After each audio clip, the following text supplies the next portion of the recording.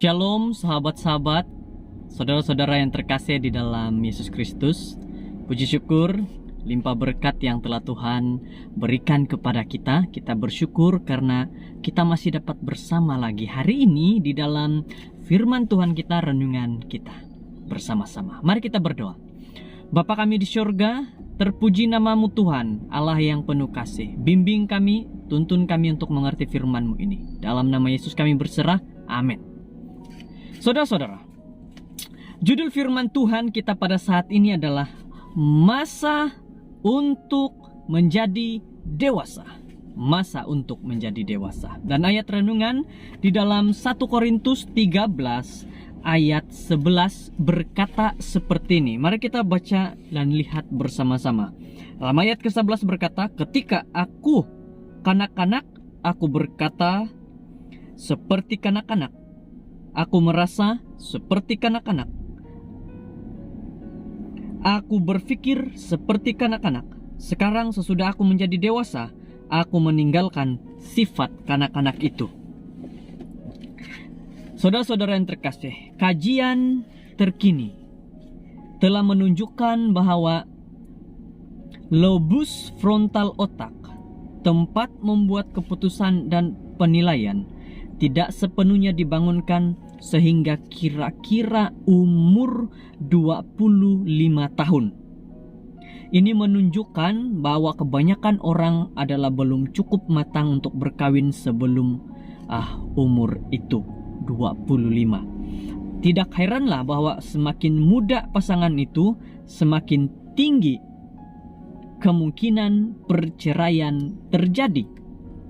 Seringkali kita mendengar kata cerai.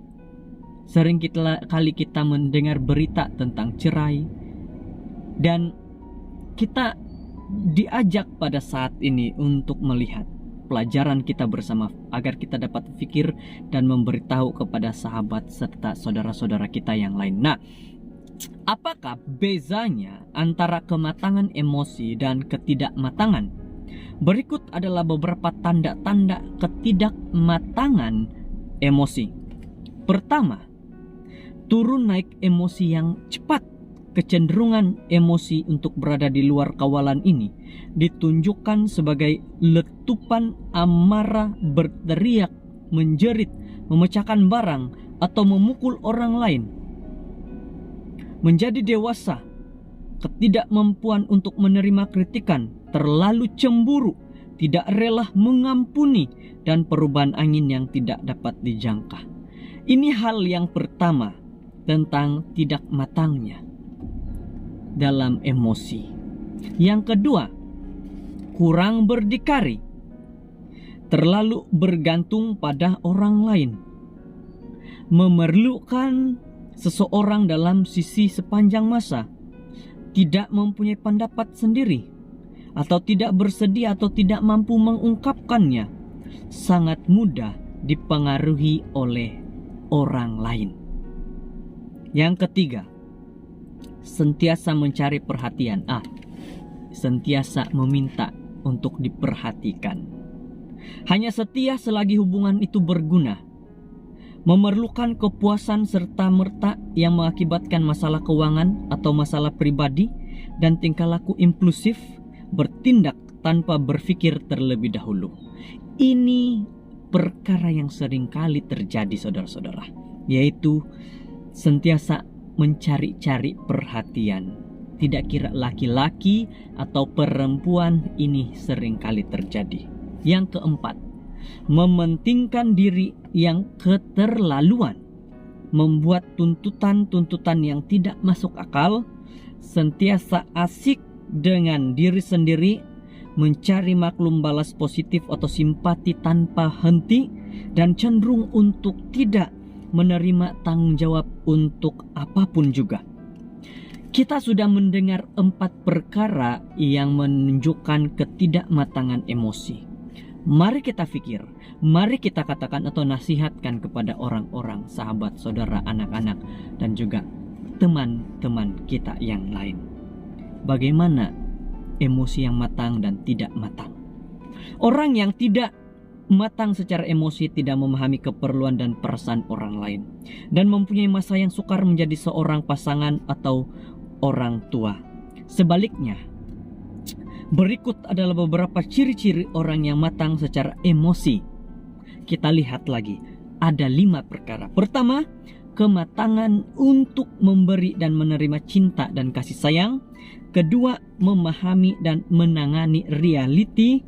Ketiga, kemampuan untuk belajar dari pengalaman dan menangani kekecewaan. Keempat, kemampuan untuk menerima kritikan yang membangun secara konstruktif. Kelima, mempunyai sikap optimis dan keyakinan diri.